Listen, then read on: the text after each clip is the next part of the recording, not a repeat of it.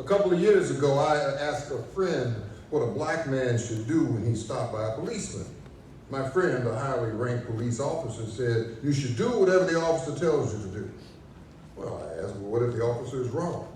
"It doesn't matter," he said. "Avoid the conflict. Just do what he says. The officer controls the circumstances. You can sort out the ethics later in court."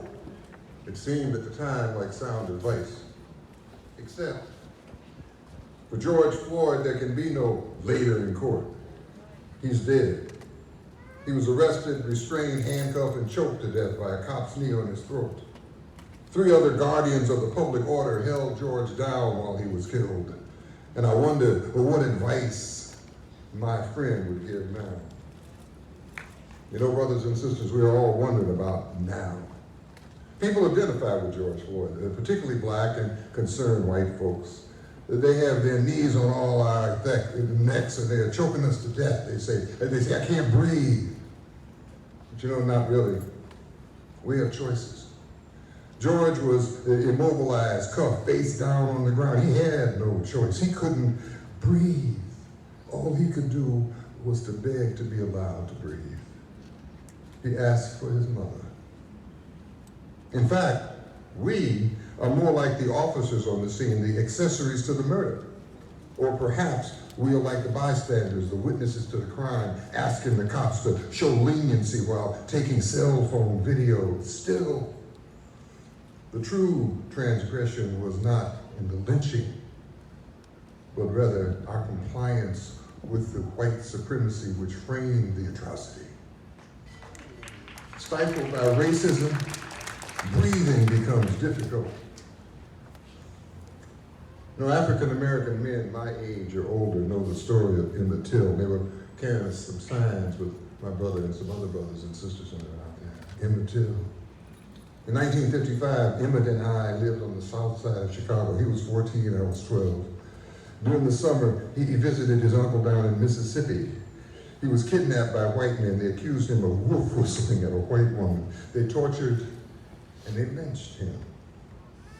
Jet, a black magazine, published a picture of Emmett's mutilated corpse. Thousands cascaded by Rayner's funeral home to view his body. His mother kept the casket open so they could see what they did to my son. The desecrated remains I saw in that glass wall casket stayed in my nightmares long into adult life. But the horror did not end there. Because of the publicity generated by the murder, there was a trial. A jury of 12 white men heard the testimony of eyewitnesses, viewed damning evidence. They took a little over an hour to acquit the self and later admitted murderers. One juror said it wouldn't have taken that long except they stopped for a soda pop. It did not end there, brothers and sisters. Instead of creating the atmosphere of fear as it intended, that lynching became the last straw after so many burdens of oppression. It became part of the conscious nature of the modern civil rights movement. Rosa Parks said she remembered Emmett Till when she refused to give up her seat on the Montgomery bus later that year.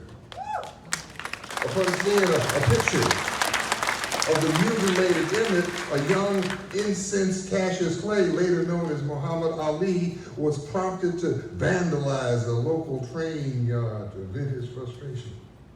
And my friend and leader of the Mississippi Freedom Summer in '64, Fannie Lou Hamer, told me that she often used Emmett's memory to inspire her work in the movement when things got particularly tough.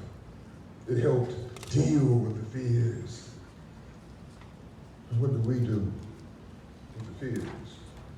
We use them to generate the energy which led to the marches and the rallies and the voter registration campaigns, the early morning organizing, the crazy notion that we could end racial discrimination. We use the hateful act of our brother's murder to reconstruct love. Love for each other as mutually oppressed people. Love for a movement which caused possibilities of hope for the future. We use that love to breathe and that breath to sing, and those songs help to transform the world. The most hopeful story that I have heard in this most catastrophic of crimes and times comes from the sheriff in Flint, Michigan. Trying to restrain a group of protesters marching against the lynching of George Floyd and demanding the rest of his killers, he came to a stumbling block. He said he wasn't sure what to do next. So he chose to do the inconceivable. Are you hearing me in there, brothers and sisters? Police station. He chose to do the inconceivable.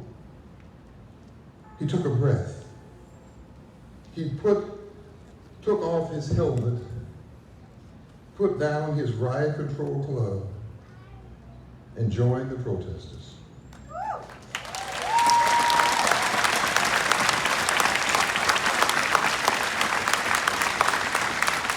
He showed all of us our next step.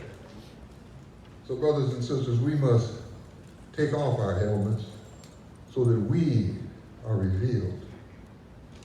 Beyond that helmet, we will see others as human beings. We must put down our clubs and our violence so that we can come together in peace and love.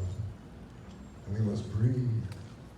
Then, and only then, naked and vulnerable, breathing and loving, can we join together? Can we join together in the march toward justice? Thank you.